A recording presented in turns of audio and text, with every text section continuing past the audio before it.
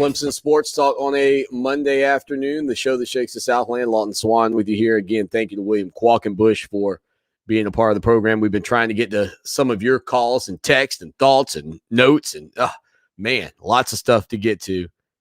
A call from the upstate over the weekend, about 10:37 on Saturday, from a Tiger fan. Not happy. Our offense is offensive to me, or I should say our lack of offense. Pathetic. Congrats to the Clemson defense for going 3 games and not giving up a touchdown. Otherwise, we'd be 0-3. There you go. Tough call from the upstate. He went on to say, basically, you guys are terrible. You stink. 803-450-0086. Text line, phone line. Again, you can get in on the conversation. Give us your thoughts on Clemson's 14-8. God, it's hard to even say it, right?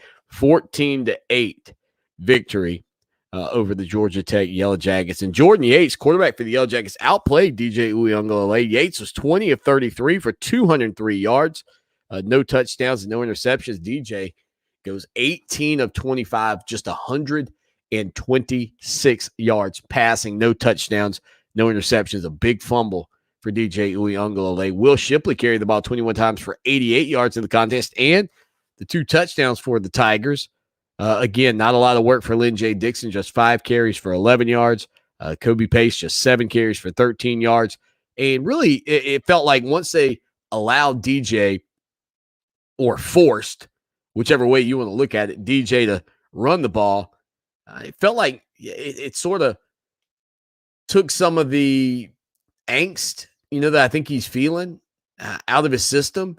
And we've heard players in the past talk about things like this, like, oh, yeah, it was, like when you go into a big championship game and what was it like before the game? And they're like, well, it was kind of nerve-wracking until I got hit, got popped for the first time. And then you're just like, all right, we're playing football. I'm awake. Kind of wakes you up a little bit.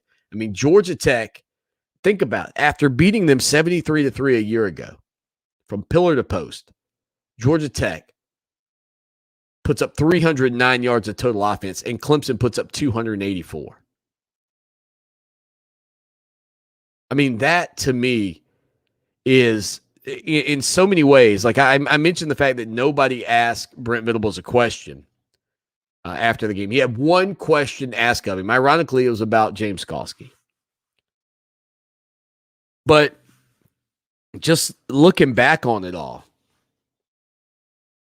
like, if it is that easy to slow a team down, then why isn't that done every week? Not just by teams to Clemson, but by Clemson to teams. If it's that easy to slow a team down. Now, again, well, if you can run the ball, then that changes that because they can't stay in that same look. Sure, but there still seems to be so much that is got to be available. Again, I'm not an offensive coordinator. Maybe you've been one. But I would feel like, man, couldn't you catch something in the flats a couple of times? A little pass in the flats to the running back. I mean, they still have to respect the deep ball, right? I mean, somebody's got to go in coverage if you're running routes that are opening things up. Plus, there's got to be something underneath if everybody's dropping. Like, to me, there has to be some space somewhere that Clemson wasn't attacking. But again, possessions. Possessions. Text message right on point with something I was thinking as well. Sean, listening to the program in Australia. Boom! Sydney, Australia. Wow. Says, I wonder how this offense is looking at when they scrimmage against the defensive front. Still time to improve this year, but we need to turn up this weekend. Sean, listen, I can't believe you asked this question, dude. It's like you are synced up with my brain right now, because I mentioned earlier that there was only one question asked to Brent Venables. I was in with Tony Elliott.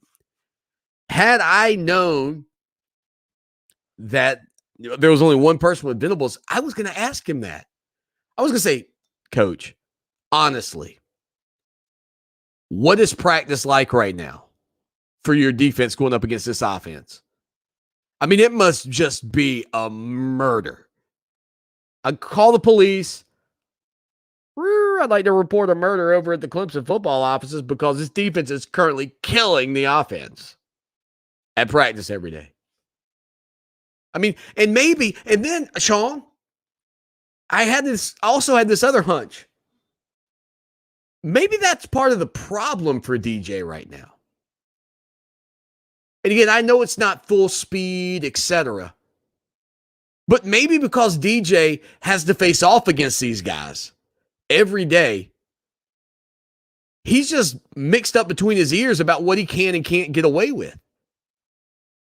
And yeah, when you go out against Georgia Tech, that's not the Clemson defensive front. But if you're just rattled from the decision-making that you make at practice, oh, where's my Allen Iverson clip when I need it? Yeah, we're talking about practice. Not a game. Practice. What are we talking about? I think we're talking about practice. Maybe that's where you kind of have a little bit of a problem right now for DJ. I mean, is it conceivable to you as a fan that DJ's practices, that it could be so difficult for him right now that it's carried over to the game? Could I plant that hypothesis in betwixt your ears? Could I plant that seed? Inception. Is it possible? Because, look, I'm with you. I get it, Sean. Like, it's hard to imagine what this offense looks like against this defense, given the fact that this defense has been just stellar. The one thing I will say, and again, I'm going to hold fast on this. Yeah, it didn't look great this weekend against Georgia Tech. Yes, it hadn't looked great against Power 5 opponents on offense. Has not. But if you are still willing to say, Swanny, I believe Georgia's one of the best teams in the country.